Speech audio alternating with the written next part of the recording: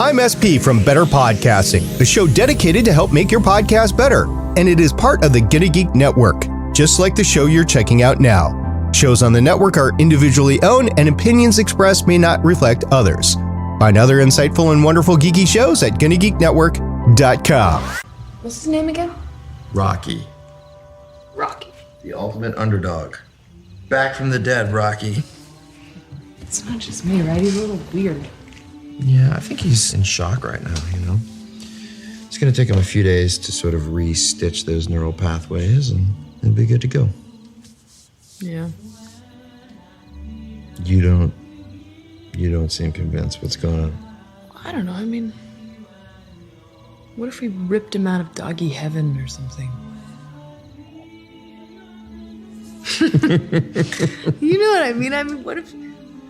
We don't know if he wanted to come back. We just took him. Yeah. What is it with you? I get 2 glasses of red wine and you and the Catholic girl comes out. And... I'm just saying, if we're going to be asking big questions, we have to be ready for the answers. Come here. Come here. Look. I know this is strange, you know, and what we're doing here could be considered questionable. Yeah. But we're going to help a lot of people with this work. It's going to be worth it, okay?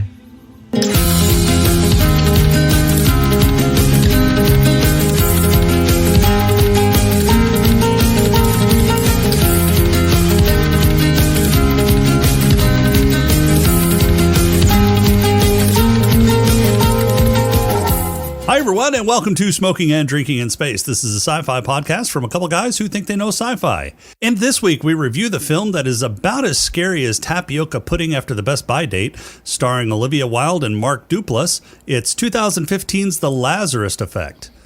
But first, he's the security guard who lets anyone with a visitor badge in after hours because they give him a generic name like Dr. Johnson. It's Rob. How are you doing, Rob? I'm doing pretty good, but she was cute and had a dog. That's true. She was and did have a dog. So yes, but you know, after a couple hours, I never saw her come out again. That's right. You didn't. Oh well. All right. So, got any news for us this week? I do. I have all kinds of superhero news because D23 just happened. So for all your D23 news, go somewhere else because I don't care. You got any sci-fi news for us this week? Well, I don't have a sci-fi item. I do have a science item. China is planning 3 missions to the moon after discovering a new lunar material that may be a future energy source. Really? Yeah. What lunar material is this? Well, they are calling it Changasite. No, they're not. Yeah, they are. China's Chang'e, Chang'e, I guess, or Zhang'e, Change, or apostrophe E. So I don't know if that's Chang'e or Zhang'e. I'm not Chinese. You're not? So no, CH is always hard. So it's Chang'e 5 mission. They retrieved samples from the moon. This was back in 2020. And it is some sort of phosphate mineral in columnar crystal. Columnar? No, columnar. My A's are hard. Oh, your A's are... Yeah. That's... it's column AR crystal. Okay. All right. Columnar. Columnar.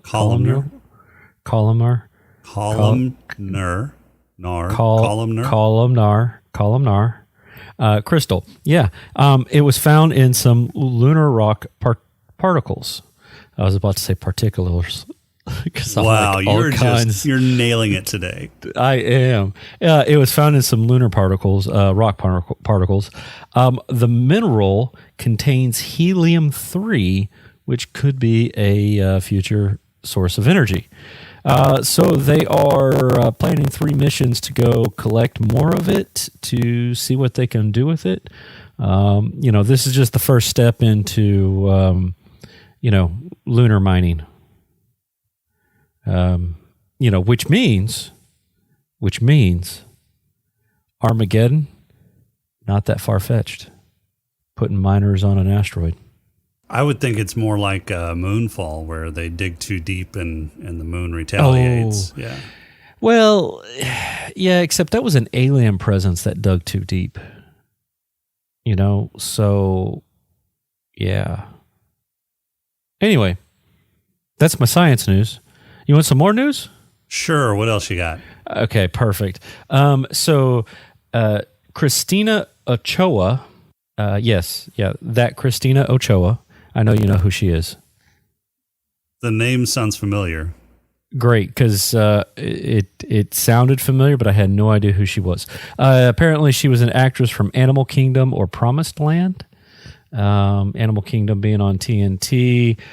Promised Land was an ABC movie or ABC series. I'm looking her up now because I don't know either of those. Christina Ochoa, Ochoa. Yeah, I know how anyway, to spell Ochoa. while you're doing the little research on Pretty Face, she is apparently developing a sci-fi series called Empty Earth based on Rick McManus' trilogy book of the same name. So Rick McManus has a series of books out there called Empty Earth.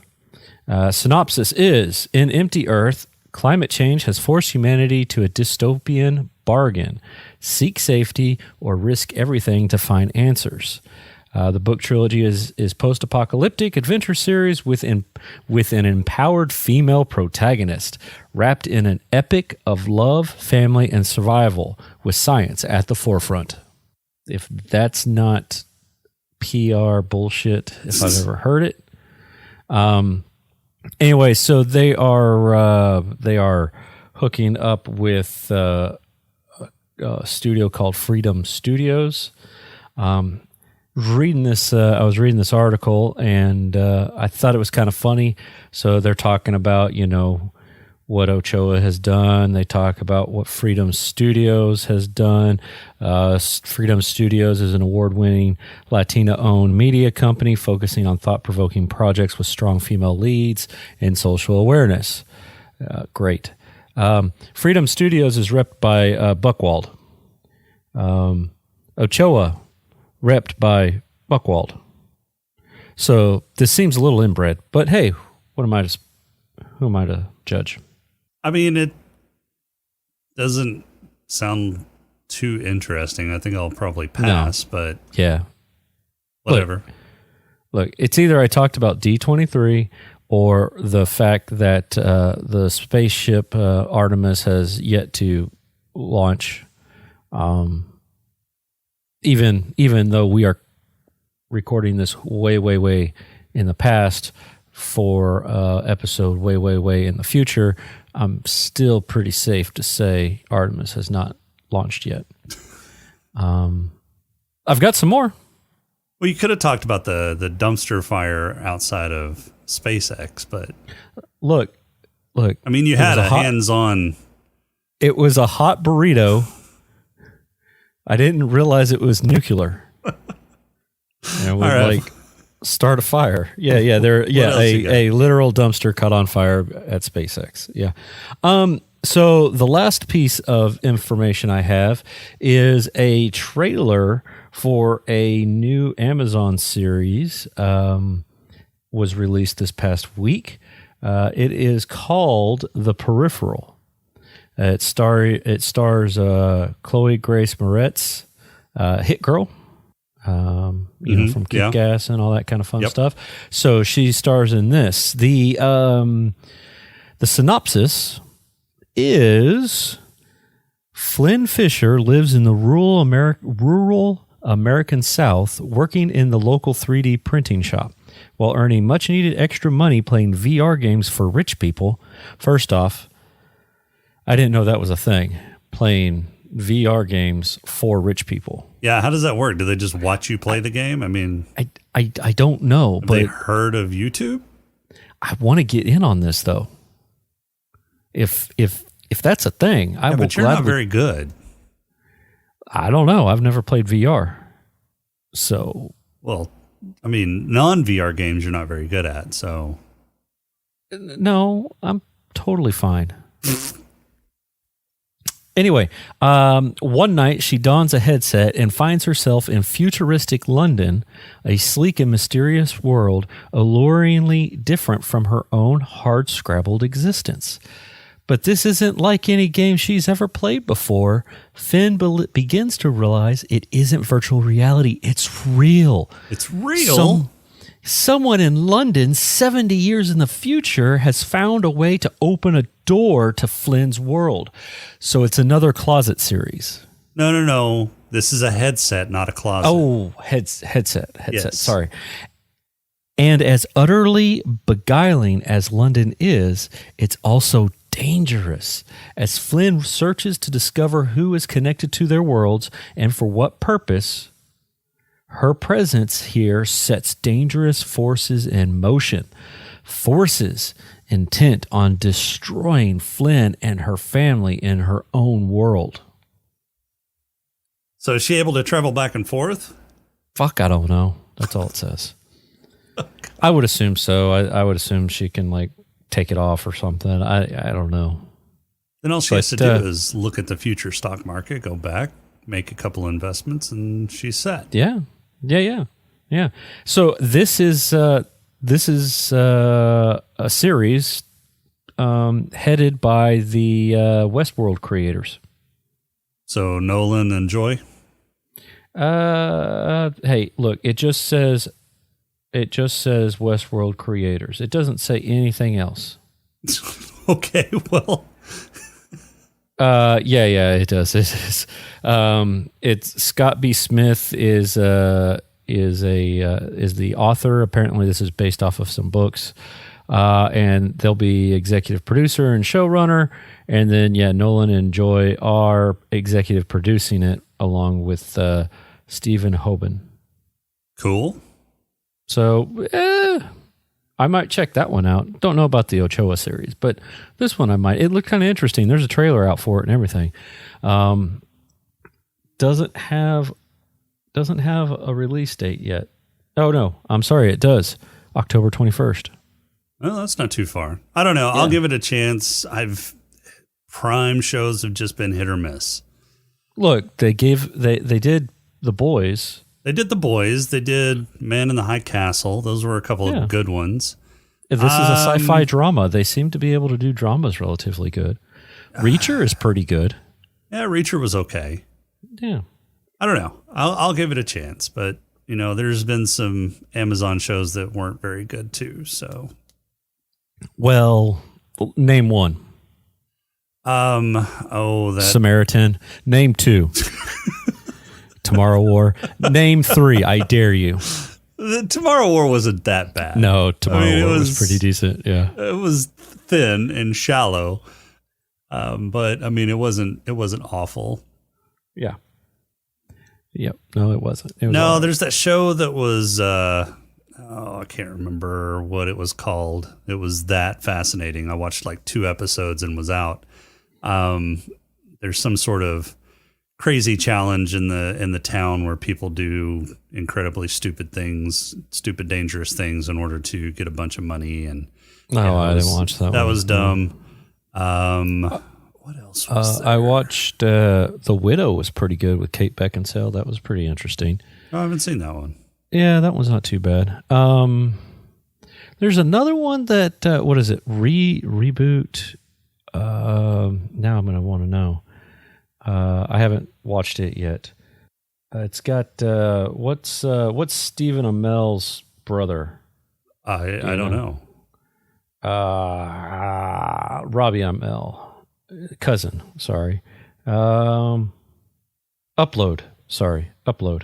Oh yeah. Upload. comedy series. Yeah, I saw that. Saw on Amazon previews for Prime. that. Yeah. So I'm haven't watched it yet, but I'm intrigued. All right. Well, You ready for a pod crawl? I suppose I'm a little scared. All right. Well, let's do this. Okay. We can call it, I don't know, say a pod crawl? The pod crawl! Pod crawl! Pod crawl! Pod crawl! Excellent! Insert it deep! Pod crawl! Kind of like a space suppository full of information. Do you like suspenseful horror films that take themes like life versus death and look at them in a fresh new way? Yes. Do you enjoy horror flicks that capitalize on suspense with genuine psychological frights rather than cheap jump scares? I do. Do you like twist endings that pay off the complex story woven together throughout the movie? Boy, then the howdy Lazarus do I. Effect isn't for you. Ah, fuck. This film follows 4 researchers and a film student through their trials and tribulations of inseminating Frankenstein with flatliners and previewing the dumpster fire that would become the Dark Phoenix movie. Zoe and her fiancé drain Bishop of his body juice and start injecting it into the brains of dead animals while playing the home version of Electric Chair Executioner in the hopes that it will jolt some life into the pet corpses. They succeed in reviving Cujo, who seems disoriented at first, but has regained his 20/20 vision, lost his addiction to Scooby snacks, and is not getting along with the team. Clay, the burnout on the team, is starting to get suspicious of the freaky shit happening with the dog, but before he can really dig into the problem, a pharmaceutical conglomerate has just bought out the drug company that funded their grant, found out they were experimenting on dead things which violates their contract, and decides to take all of their research and equipment with them back to Raccoon City. Not wanting to call it quits, Frank convinces the team to break back into the lab and conduct one more experiment so they have proof that it was them who came up with the secret recipe that caused the zombie apocalypse. But while trying to resurrect a companion for Cujo, Zoe gets electrocuted because these people are neuroscientists, not electricians. In panic mode, Frank switches Bride of Cujo with Zoe and resurrects her instead. However, the brain jizz they injected is supercharging her synapses and she gains telepathy and telekinetic powers as well as the ability to black out her eyes so she doesn't have to mess with sunglasses anymore. The serum is also making her go quickly insane, and she starts taking out her migraines on the people around her, first by crushing the guy who has a crush on her, and then choking Clay on the e-cigarette he insists on puffing in her lab. Frank, realizing the wild sex days are over, readies a syringe of night-night juice to kill Zoe with, and makes Eva, the poor videographer that got caught up in this entire mess because she needed some extra credit, to promise him if he gets distracted by Zoe's wily feminine ways that she will finish the job. No pressure. Sure enough, Frank gets caught up in Zoe's big eyes just before they turn black and she crushes his skull. Eva gets pulled into Zoe's continuing nightmare where she relives burning a bunch of people alive because Zoe was a firebug when she was 10. Eva convinces 10-year-old Zoe that it wasn't her fault, and manages to keep a straight face while doing so, and ends the nightmare while immediately stabbing Zoe in real life with 2 syringes of night-night juice. The fire department finally breaks into the lab to come to the rescue. Eva looks for Zoe's body, but it isn't there because Zoe is actually the fireman rescuing her, but not. Zoe breaks Eva's neck, and rolls Zoe, dragging all the bodies into the lab and resurrecting the team with her own special Zoe juice fresh from the tap. Credits. All right, 2015's The Lazarus Effect. Yeah, this movie was not good. What'd you think? Okay, as a horror movie, it's about run of the mill. Really? You think so? Because even as a horror movie, it kind of falls flat on its face. Well, yeah, but I mean, it's about run of the mill in terms of like cheesy horror movie. It's why I don't watch horror movies, because it's just kind of like meh. As a sci-fi movie, no. No. Who said it was sci-fi? I want names. Wait, why do you think it's not sci-fi? It's supernatural. Well, how is it supernatural? Well, okay, okay. Well, because you got, apparently she went to hell and not heaven. Well, what she interprets as hell. Yeah.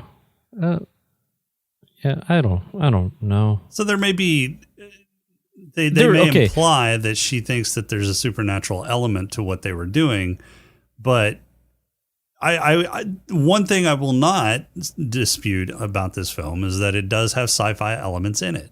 I mean, Okay, the whole it does. resurrection process Yeah. is science fiction. Yeah. Okay. Yeah. I will go with that. But man, I don't know.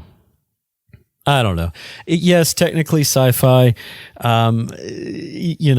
You wouldn't catch me going, "Hey, you need to check out this sci-fi horror," because Event Horizon is sci-fi horror because Event Horizon was in space. This was more So unless it's medical. in space, it's not sci-fi. No, I'm just saying this was more medical horror, but you have to classify it as sci-fi because it's doing stuff that hasn't been done before. So That, to our knowledge, we don't know. medical science is a branch of science. Right? I got you. I understand. I don't I understand. It's loose sci-fi to me. To me, loose sci-fi. Loose sci-fi. It's very loose. It plays loosey goosey. So would you consider Frankenstein sci-fi? Yeah, I guess maybe. I consider that more monster flick. Frankenstein was like one of the original sci-fi stories. We've covered this whenever we did Frankenstein. I understand that. I'm just saying that it's not what I classify sci-fi as sci-fi. Oh, Let's just put it that way. okay. I realize that my classification is different than mainstream medical science or whatever, or Many things that you consider are Yeah. different than the mainstream. yeah, and that's what makes me me. Yeah. That's why you put Yeah. up with me all these years. Is that it? I thought it was the steady Either the- income. How do I give you a steady income? Is it the handies? I don't go to the bus station. No, that's my thing. I know. Anyways, back on topic. So, Fine. yeah, so this movie, the idea had potential. I like the idea. I hate the execution and the writing of it. It's surface level at best. It's predictable. It's not. I don't know. It's hard to explain. It's just there. I mean, it's like, yeah, I don't really have a good analogy for this. It's No, you just, don't. Yeah. Yeah, it's just surface level drivel. They take a deep concept like life versus death. What happens if you were to die and then come back? There's a lot to explore there, and they don't really get into it. They kind of preview some of the things that they want to discuss with her nightmares. They give you a little bit of mystery as to what those nightmares mean. You kind of figure out, she's this girl in a hallway watching a bunch of people die in an apartment.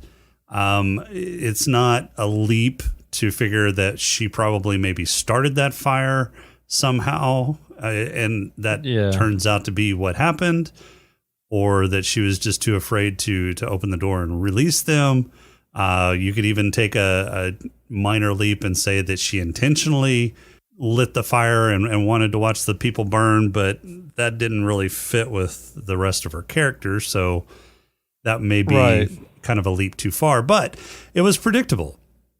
I mean, they showed their hand way too early in the movie.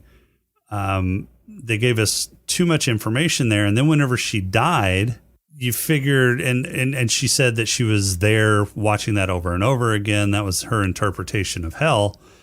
You figured that was going to come back in the end. And even the twist ending at the end was kind of lame, because it's like they wanted to end it one way, with maybe her kind of getting redemption and Ava being the lone survivor.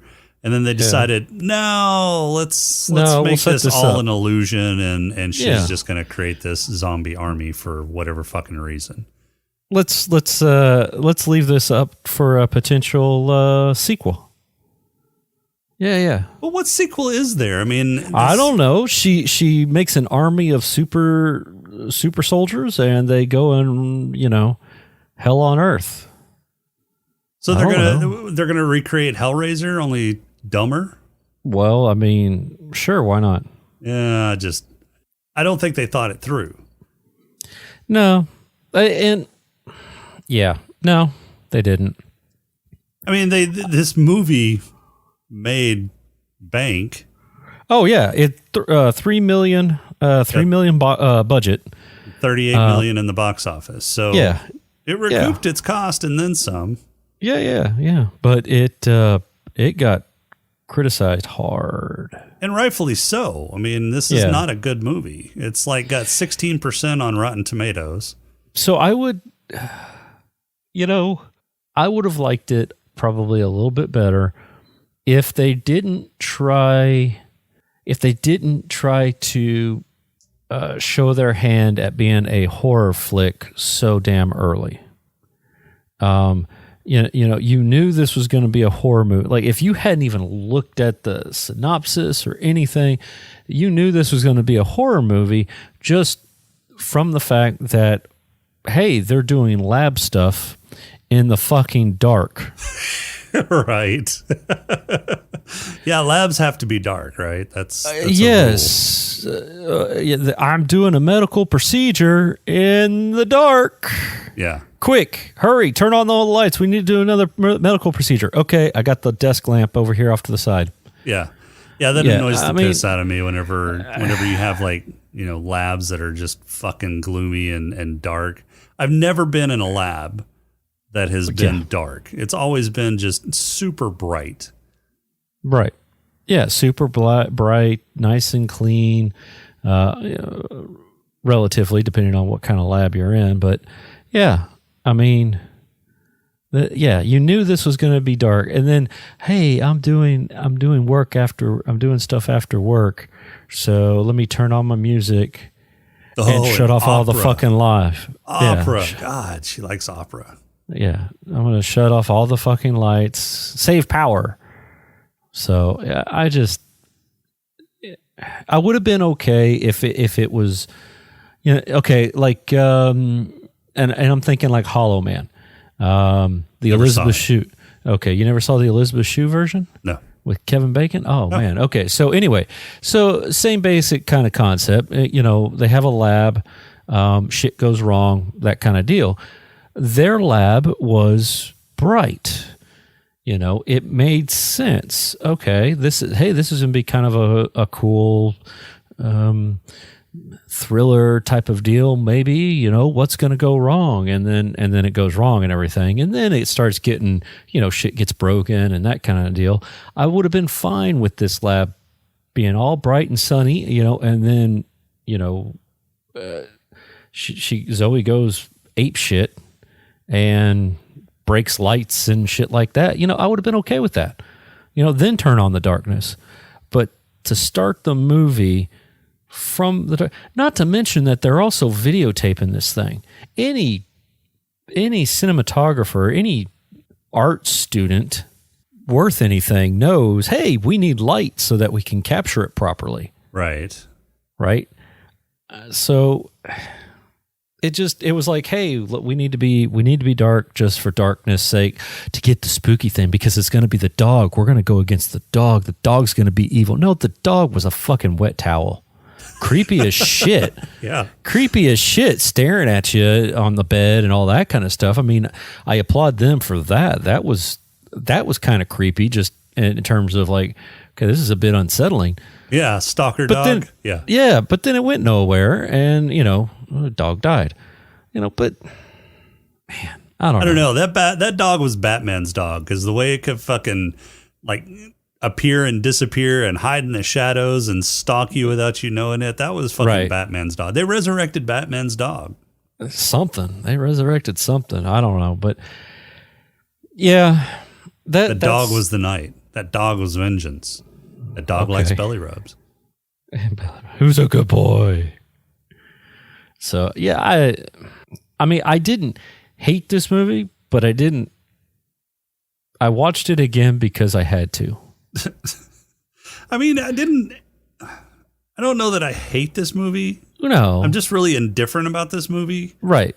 I'll never watch this movie again unless I absolutely have to. That's what I'm saying. I watched it with the family, and it was like, Okay. And honestly, I don't watch horror movies because I'm not a big horror fan, but I watched this one because of Olivia Wilde.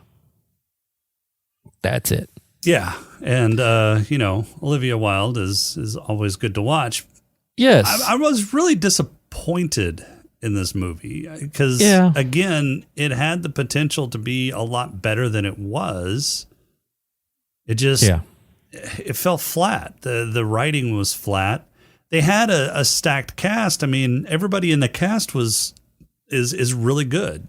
Duplass is good in everything that I've seen him. Olivia Wilde is a great actress. Evan Peters, I mean, he's made his bones in horror, doing with American Horror Story. So he's not unfamiliar with this type of role. Donald Glover is a really good actor. So they had the acting chops to pull off just about anything that they wanted to do in this movie.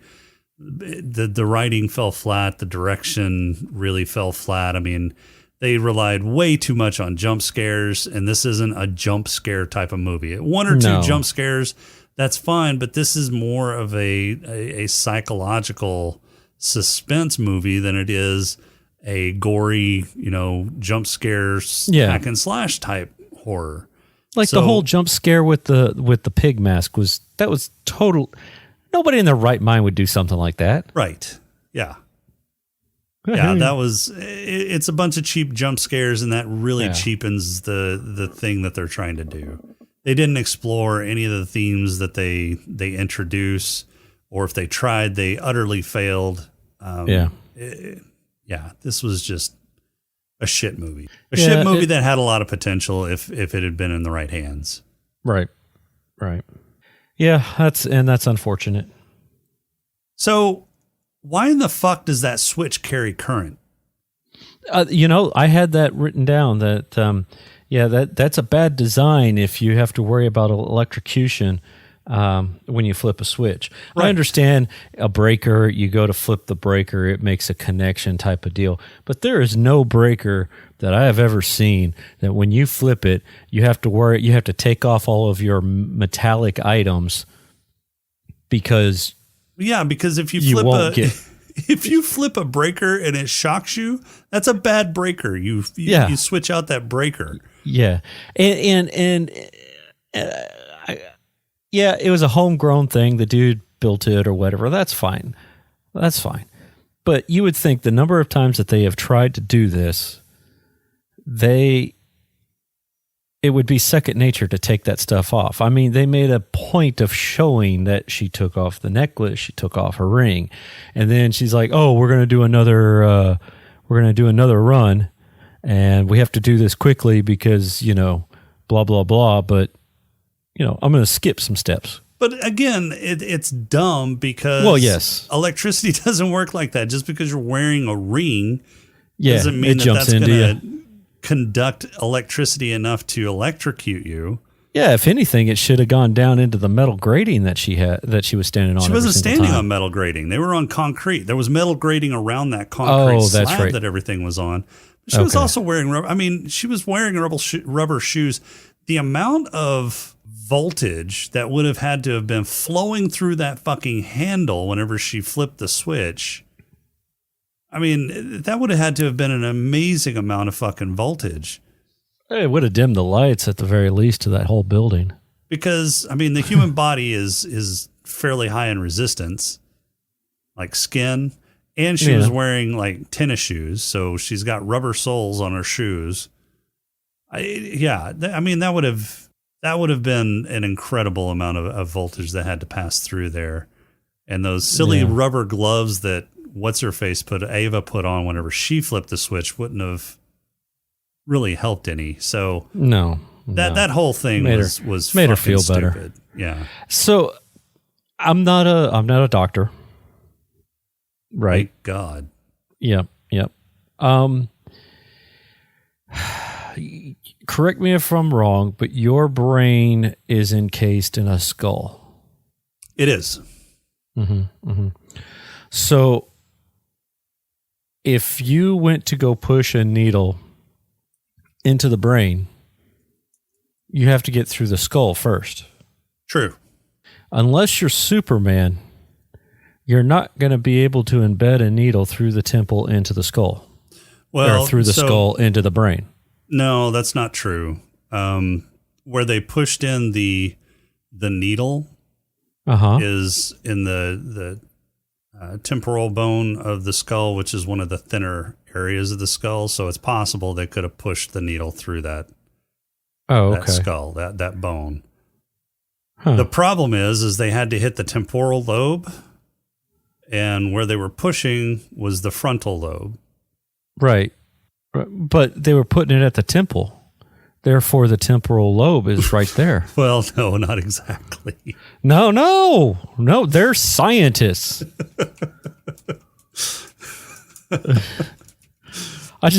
It never dawned on me that until they were doing it to her and they were trying to hurry up and do it. And it's like, oh yeah, he just shoved it right on through. For the dogs and that kind of thing, I just figured, okay, they'd been prepped, and well, life is good, but nope, not the fact. I personally, would have put the dog in isolation for observation as opposed to, hey, this dog's acting a little weird. Let's take him home. Right. Yeah. Yeah. No, the dog's acting a little funny. You put him in a room with a camera on it. Yeah. Yeah. You observe him. You see what happens. You need to feed him. That's fine. You want to pet him, whatever. That's fine under controlled circumstances, But, maybe, the dog got out. Maybe the dog had telekinesis. Well, yeah, you kind of figure the dog had telekinesis. That's how he broke out of the kennel and then opened and trashed the refrigerator. But it was weak compared to Zoe's telekinesis. Well, it's a dog. I mean, smaller dog brains are limited. So right, that's what I'm saying. It's weak. He went against somebody else. Right. Maybe that's what he was trying to do. He was trying to kill them with his mind when he was staring at them at night. Maybe. I don't know. I think that was just a creepy scene that they threw in that really didn't have any relation with the fucking... Well, yeah, they were trying to make it look like the dog was going to be the problem. Yep. And okay, I can get behind bringing Zoe back. She'd only been dead for a little bit. Technically, if the jump start in the heart thing would have worked, it would have been okay. Sure. Lack of oxygen hadn't really affected it too much necessarily. So I can get behind resurrecting her. I can't get behind resurrecting an animal that had been dead for at least a long time because they were in the freezer in bags. Yeah, you kind of wonder how long those animals had been dead. Right. If there's a point where it's non-viable to resurrect them at that. Yeah. Right. Well, were they trying to resurrect or were they trying to jumpstart neurons in the brain? Well, 6 of one, half a dozen of the other. They were trying to bring the dog back to life by jumpstarting the brain. Were they trying to bring the dog back to life, or were they trying? I thought they were just trying to see if they could get electrical impulses in a dead brain, whether or not it did anything. Just the fact that it was there happening. No, I think I think they wanted to bring the dog back to life. I think that was the whole point. Yeah, I would have chosen some fresher dogs. Right. Yeah. I mean, I don't think it matters in this context, though, because apparently the Lazarus juice also reverses damage. Mm-hmm. Yep. Got rid of the cataract, fixed up her finger. Kind of, yeah. I mean, she still had that red scar around there, but right. Of course it didn't do anything to the hole in her head. No, except make it blackish when she peeled it apart. Right, but that was more of a hallucination. You think so? Yeah. Okay. So again, this is one of the things that they could have explored. So not only the life versus death thing, but they could have explored the perception of what she was going through. So the Lazarus juice was causing the neurons in her head to become really active and also create neural pathways that had never been there before at an accelerated rate, right? And that's how she was able to develop the telekinesis and telepathy that she had in the movie. Yeah, basically evolving. Well, they called it evolving, but this isn't really evolution because evolution works in a different way. She would have had to have given birth to offspring that had some sort of change in their head that was beneficial to them, and then that proliferates throughout their offspring through generations. That's what evolution is. I don't like whenever movies conflate evolution with this is basically neuroplasticity. But anyways, so the extra neural activity in her head is also causing her to kind of go insane. So this is This is a lot of shit that's going on in her brain. It's probably throwing off a ton of brain chemicals. She's starting to show some aggression and some insanity. Yeah, some psychosis. And, this is kind of fucking with her head. And she's perceiving this sort of from a religious scope where she thinks that she died and went to hell because what she remembers from her dying is this elongated period of years where she relived this traumatic event in her life over and over again. We know that it was less than an hour, according to the movie, that she was actually dead.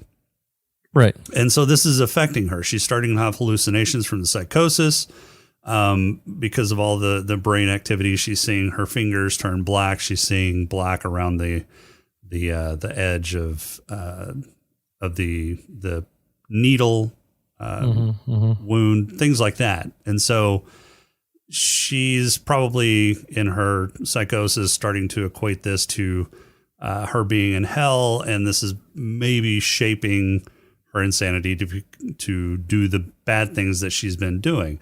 They could have explored that in the movie, but they didn't. Nope.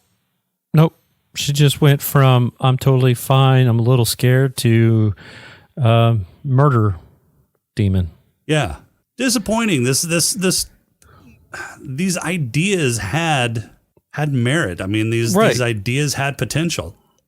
Right. And then apparently she can, the juice supercharges her. So she, got herself a second dose. Yeah. And then they just went off the rails there. I don't sucked it all dry. I don't know what that was all about. I mean, the last fucking quarter of this movie was just a bunch of fucking strobe effects running around and, it was dumb. Yeah. Yeah. This movie was really disappointing. I mean, okay, so I can get behind killing what's his face, Frank. I can get behind killing Frank. Frank was trying to kill her with a needle. I can get behind that one. I can kind of sort of the dog one. I have whatever. I can kind of sort of get behind Nico. She tried to put the moves on him. He said no, and, spurned lover or whatever, confused. I can kind of see that. But the other dude, Clay, he never really, even when they were listening to what was in their heads, he never really said anything along the lines of "we've got to get rid of her" type of deal. It was always along the lines of, "Yeah, we shouldn't have done this." Well, but it was never murder her type of deal. So why? I guess because he had the cigarette thing, and she always hated the cigarette. Yeah, I think that was it. The e-cig. I mean, I think at that point they had abandoned all. She's just going to be this evil that is evil came back and has possessed her body. Yeah, it was a cross between well, I'm going to call it evolution because that's what they called it. A cross between getting more powers and not being able to handle it type of deal and possession almost. as far as what they were trying to go with, eyes going to black, that's a classic horror movie possession. Right. Look. And so they could have explored that again with the whole psychosis versus, is she manifesting these outward physical appearances because she thinks she's possessed, but it's actually, just her brain going fucking crazy, frying itself because of this Lazarus juice. Right. But we don't get any of that. We just, they kind of touch upon it a little bit and then nothing. It's just, she's now evil. Yep. So, moral of the story is, if a person's heart stops, don't bring them back because they'll turn evil. Right. Yep. Don't do it. DNRs. All right. Yeah. Are we done now? Yeah. Any other final thoughts? If you haven't seen it, you're not missing much. I saw it said Blumhouse on it, and I'm like, okay, yep, this will be a typical Blumhouse scary movie just because. Okay, so Blumhouse has produced some actually good horror flicks. Right, yeah, but that's what I'm saying is it's a scary movie. It's not. Don't read into it.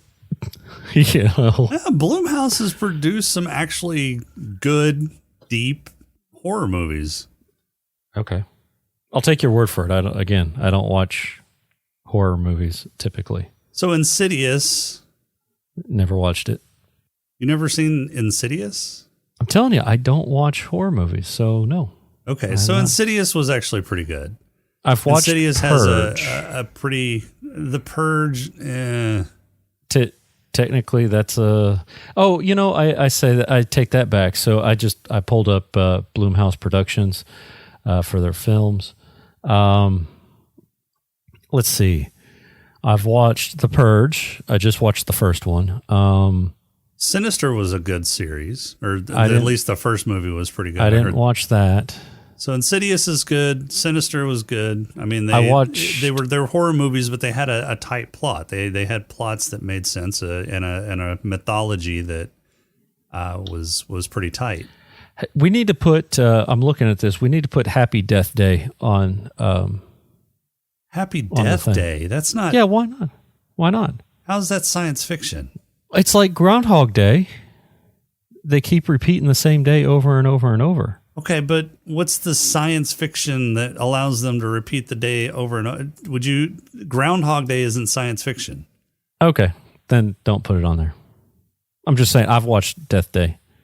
Happy Death Day. Haven't watched Split yet. Split. That's the sequel to Unbreakable. Oh, yeah. Blumhouse did Unbreakable and Glass and Split. They didn't do Unbreakable, did they? Did they not do Unbreakable? I don't think they did. I think that was a little research on the fly here.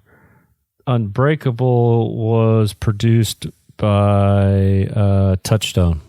Oh, that's right. Because it predated Blumhouse. Right. But that's about it. That's all I've watched of that. So, I mean, I'm not, like I said, I am not a horror movie person. It's just not my cup of tea. So I leave it to you. Oh, they also did Get Out. Get Out was amazing. Never saw it. You've never seen Get Out? Mm-mm. Have you not seen Us or? Nope. Well, I haven't seen Nope. We need to get Nope on the list though, because it's actually sci-fi. Haven't seen Ma. Actually, Get Out could be kind of considered sci-fi. Let me look. Get Out. IMDb. It does not say sci-fi on it. So therefore we can't do it. Look, I'll even go one step further. Wikipedia, holder of all knowledge, does not say sci-fi. Yeah. Psychological horror film. So. Said it could be just because of the mechanism, how Get Out works, but yeah. All right, so you got a haiku for us this week? I do. This one is titled Olivia. Temporary death, black eyes and loves murder, I'd still do you. Oh my God. I'm sorry. I would still do you. Yeah, I'd still do you is only 4. I would still do you, but it was, yeah. Fucked up your own haiku. Also, or you could also say I would still do her. Yeah. Oh my God. You got any awards this week? Yeah. Yeah. All right. Who's got your black lung? Technically, it's not people. I'm gonna be one of those highfalutin guys. It's technically not smoking; it's vaping. But my black lung is gonna go to Clay for vaping, which is essentially just smoking because I don't want to smell that shit. Take that shit elsewhere. Yeah, no kidding. All right, yeah, mine's gonna go to Clay too, because he literally smoked his fucking e-cigarette. So, Headlesh. I'm going to give it to the whole group for celebrating playing God. Okay. Yeah, they celebrated with like champagne, right? It looked like it. It looked like some sort of bubbly or some sort of booze there I'll give it to the team too. After they successfully resurrected the dog, they all had some champagne or something that looked like alcoholic. So I'll give it to them. If it wasn't alcoholic, they sure wish it was. Right. Oh, or you could give it to Zoe because she was hitting the wine at home. Yeah, that's true. Her and Frank both were hitting the wine, but I'll give it to the team. Who's got your player? You could give it to Frank for stringing Zoe along for so long.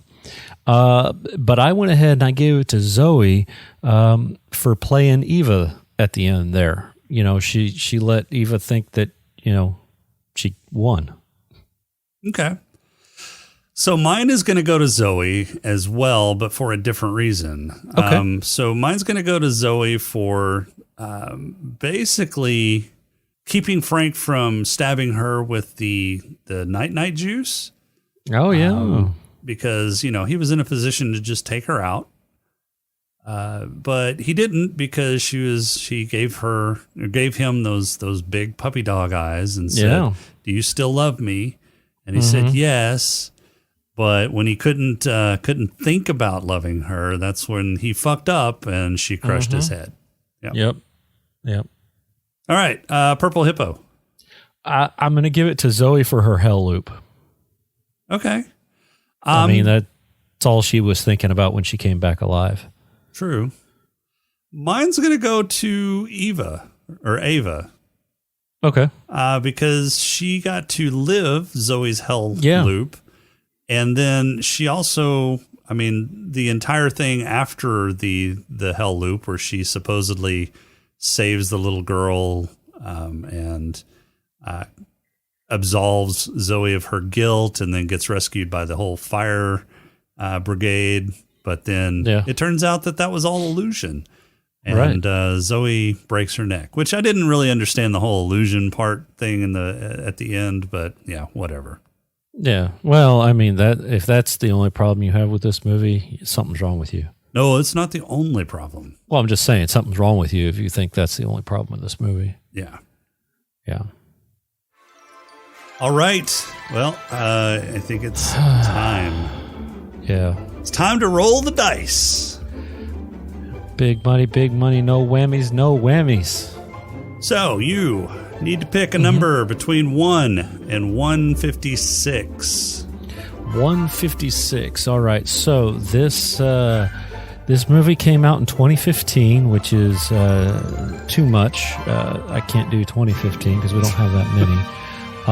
So instead, I'm going to add 20 and 15 together, which gives us 35.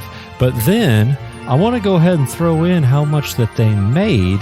They made $38 million on this. So I'm going to throw that in there, and it's going to come up with some random number that I really don't care because I'm going to pick number 1 because that is how many stars I give this piece of shit. All right, tell me when to stop. And that wouldn't give you a random number. That would actually give you an actual number if you added those two values together. Well, I know. Yeah, it wouldn't be random, but I didn't want to do the math. The math. Yeah. Stop. That nobody's ever picked one. Uh-oh. Fuck. So this is one that SP put on. Oh, which no. means he's got to be on with us. Yep. All right. We'll have to break the bad news to him. So that narrows it down a little bit. It does. Something that SP put on. Oh, for fuck's sake. What? All right, so next episode. You go, this is one that SP put on, and then you cuss about it because I didn't know what it was. I'd never. Oh, you didn't know? You didn't recognize it based on the title? No. Oh shit! Oh damn! All right. So next episode.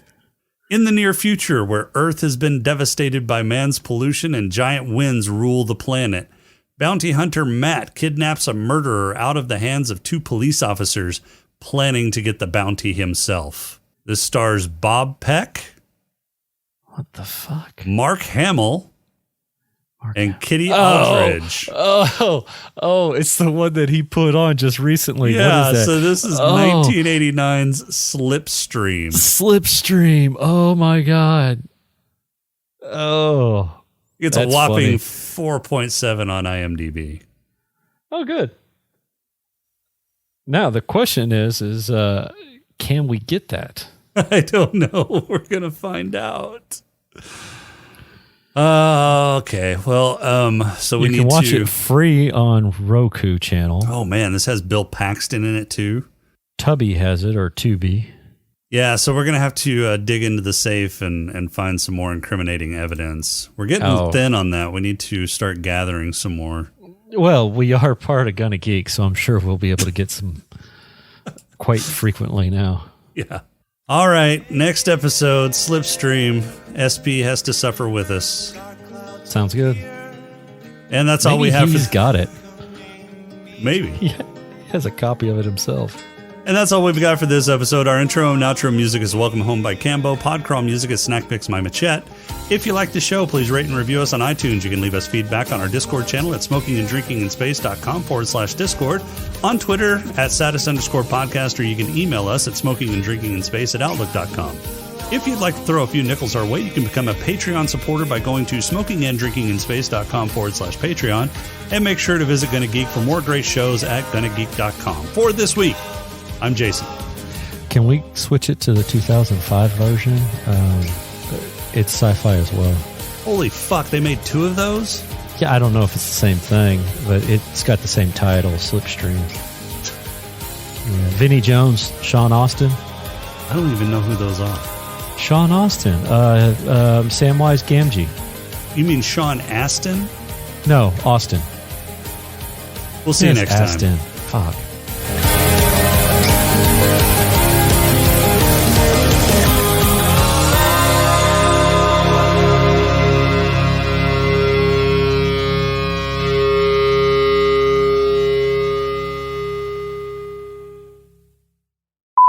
So, you... I think my dog just farted. Oh, gross. Ugh.